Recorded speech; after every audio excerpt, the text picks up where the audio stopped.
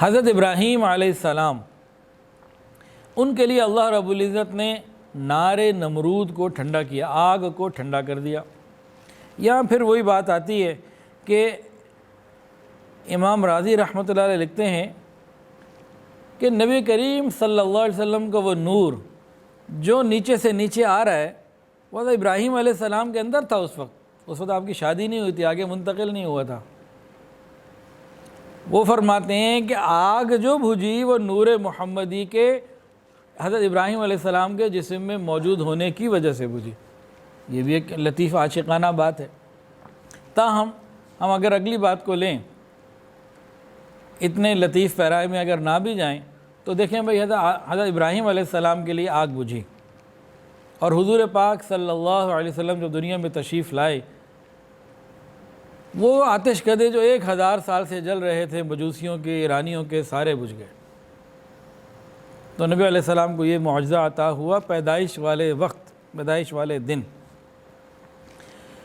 حضرت ابراہیم علیہ السلام کو اللہ نے خلیل اللہ بنایا، اور رسول اللہ صلی اللہ علیہ وسلم کو اللہ نے حبیب اللہ بنایا۔ یہ محبوبیت کا مقام جو ہے یہ مقام خلت سے زیادہ بلند ہوتا ہے۔ حضرت ابراہیم علیہ السلام نے اپنی قوم کے بتوں کو اپنے ہاتھ سے توڑا، کلہاڑا وغیرہ کوئی اس طرح کی چیز ہوگی، ہتھوڑا کلہاڑا، اس سے انہوں نے ساروں کو توڑا۔ فَجَعَلَهُمْ جُذَاذًا إِلَّا كَبِيرًا، بڑے کو چھوڑ دیا، وہ اس کے اوپر لٹکا دیا۔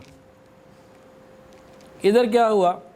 حضور پاک صلی اللہ علیہ وسلم نے جب مکہ مکرمہ فتح ہو گیا تو بیت اللہ شریف کے اندر 360 بت تھے، اشارہ کرتے چلے جاتے تھے، وہ گرتے چلے جاتے تھے، کلہاڑے کی ضرورت نہیں پڑی۔ اور پھر وہاں ایک کو چھوڑا کسی حکمت کی وجہ سے، اور یہاں ایک کو بھی نہ چھوڑا۔ اور غور کیجئے، حضرت ابراہیم علیہ السلام نے خانہ کعبہ کی تعمیر کی، حضرت ابراہیم علیہ السلام نے خانہ کعبہ کی تعمیر کی، اور حضور صلی اللہ علیہ وسلم نے بھی خانہ کعبہ کی تعمیر میں شرکت بھی کی، اور حجر اسود کو اس کے مقام پہ بھی رکھا تاکہ یہاں سے پھر طواف کا سلسلہ شروع کیا جا سکے۔ حضرت ابراہیم علیہ السلام کو مقام ابراہیم عطا ہوا، وَاتَّخِذُوا مِن مَقَامِ إِبْرَاهِيمَ مُصَلًّى، اور حضور پاک صلی اللہ علیہ وسلم کو مقام محمود عطا ہوا۔ عَسَىٰ أَن يَبْعَثَكَ رَبُّكَ مَقَامًا مَحْمُودًا، حضور صلی اللہ علیہ وسلم کو جب مقام محمود ملے گا امت کی شفاعت فرمائیں گے۔ حضرت ابراہیم علیہ السلام کو اللہ تعالیٰ نے زمین آسمان کی سیر کروائی، نشانیاں دکھائیں۔ وَكَذَلِكَ نُرِي إِبْرَاهِيمَ مَلَكُوتَ السَّمَاوَاتِ وَالْأَرْضِ وَلِيَكُونَ مِنَ الْمُوقِنِينَ، اور اس طرح ہم نے ابراہیم کو آسمانوں اور زمینوں میں نشانیاں دکھائیں تاکہ خوب یقین والے بن جائیں۔ تو ان کو کیا دکھایا گیا؟ زمین آسمان کی وسعتیں اور نشانیاں دکھائیں گئی۔ اور حضور پاک صلی اللہ علیہ وسلم جب معراج پہ تشریف لے گئے، وہ تو آسمانوں سے بھی اوپر، عرش الہی سے بھی اوپر، وہاں آپ کو پھر کیا دکھایا گیا؟ اللہ فرماتے ہیں لَقَدْ رَأَىٰ مِنْ آیَاتِ رَبِّهِ الْكُبْرَىٰ، تحقیق انہوں نے اپنے پروردگار کی بڑی بڑی نشانیاں دیکھی۔ تو ابراہیم علیہ السلام نے جو کچھ دیکھا وہ بھی بہت بلند مقام، لیکن نبی علیہ السلام کی شان کچھ اور۔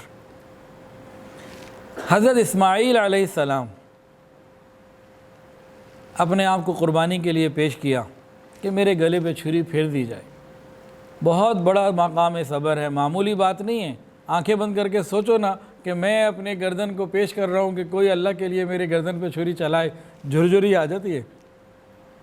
معمولی بات نہیں ہے، بہت بڑی بات ہے۔ لیکن غور کیجئے، چھری چلی تو نہیں نا، آپ کے مبارک جسم پہ چھری چلی تو نہیں، ذبح تو وہ جنت سے آیا ہوا مینڈا ہوا۔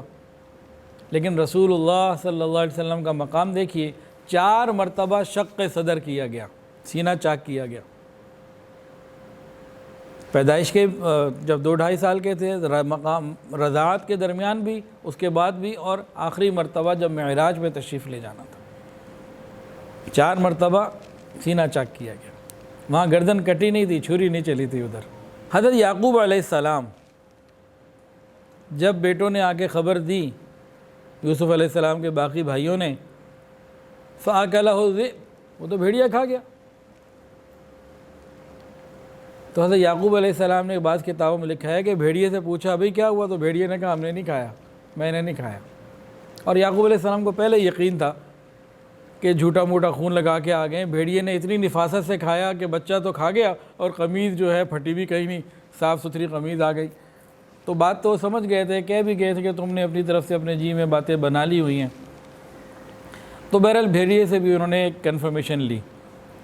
تو انہوں نے بھیڑیے سے گفتگو کی اور حضور پاک صلی اللہ علیہ وسلم نے بھی بھیڑیے سے گفتگو کی, بلکہ ہرن سے بھی کی اور بھی بعض جانوروں سے کی. حضرت یعقوب علیہ السلام بیٹے کی جدائی میں اتنا روئے وَابْيَضَّتْ عَيْنَاهُ مِنَ الْحُزْنِ فَهُوَ كَظِيمٌ. یہ قرآن ہے. آنکھوں میں تکلیف ہو گئی, سفیدی سی آ گئی. نبی علیہ السلام کے بیٹے مکہ مکرمہ میں ان کا انتقال ہوا, مدینہ طیبہ میں ابراہیم کا انتقال ہوا. نبی علیہ السلام کے مبارک آنکھوں سے آنسو تو آئے, لیکن غم کی ایسی کیفیت نہ ہوئی جو حضرت یعقوب علیہ السلام کی تھی. تو آپ نے بھی صبر کیا. حضرت یوسف علیہ السلام کو بہت حسن و جمال عطا ہوا, لیکن حضور پاک صلی اللہ علیہ وسلم کو ان سے زیادہ حسن عطا ہوا. حضرت یوسف علیہ السلام کو جو حسن ایک دفعہ مل گیا. نبی علیہ السلام کا حسن تو ملاحت والا تھا. آپ ملیح تھے, وہ حسین اور آپ ملیح. ملیح کسے کہتے ہیں کہ جو جتنا دیکھے حسن نظروں میں بڑھتا ہی چلا جائے, انتہائی کوئی نہ ہو.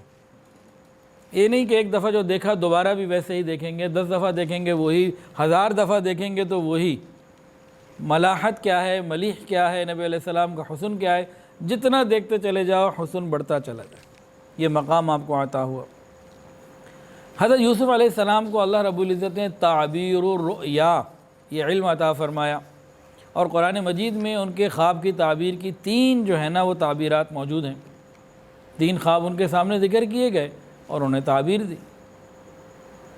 تو یہ علم ان کو عطا ہوا, اور حضور پاک صلی اللہ علیہ وسلم کو بھی تعبیر الرؤیا عطا کیا گیا, اور آپ کی بہت زیادہ جو ہے نا وہ خواب کی تعبیریں بخاری اور مسلم حدیث کی کتابوں میں موجود ہیں.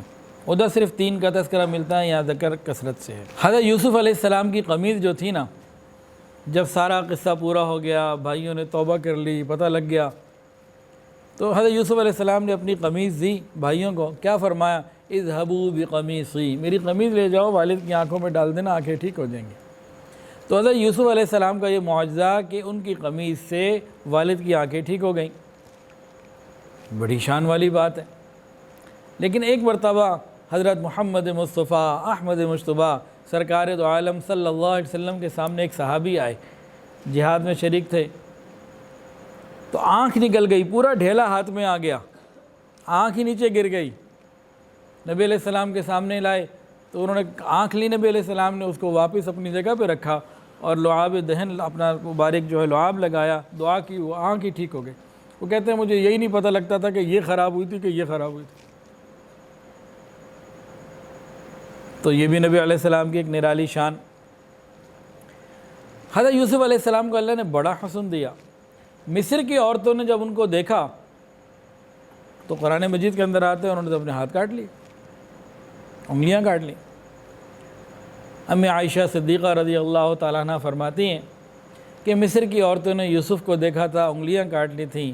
اگر یہ میرے یوسف کو, میرے محمد کو, میرے آقا کو, سردار کو دیکھ لیتی, سینوں پہ چھریاں چلا دیتی. گویا کہ نبی علیہ السلام کا حسن ان سے زیادہ تھا. حضرت یوسف علیہ السلام کے اوپر جب تہمت لگی تو گواہی کس نے دی؟ وَشَاهِدَ شَاهِدٌ مِّنْ أَهْلِهَا. قرآن مجید میں آتا ہے ایک چھوٹے بچے نے گواہی دی. کتنی بڑی عظیم شان کی بات ہے. لیکن حضور پاک صلی اللہ علیہ وسلم کی زوجہ محترمہ, امت کی ماں حضرت عائشہ صدیقہ رضی اللہ تعالی عنہا پر جب تہمت لگائی بدبختوں نے, تو اس وقت پھر اللہ رب العزت نے گواہی خود دی. سبحانک ھذا بہتان عظیم. قرآن مجید کی تقریباً 18 آیات نازل ہوئیں ان کی پاک دامنی اور گواہی کے اوپر. تو وہاں بچے سے گواہی دلوائی, یہاں رب رحمان نے خود گواہی دی. ویڈیو کے نیچے سبسکرائب کے بٹن پہ کلک کریں, بیل کے آئیکن پہ کلک کیجئے تاکہ ہر نئی ویڈیو کی نوٹیفیکیشن آپ کو مل جائے.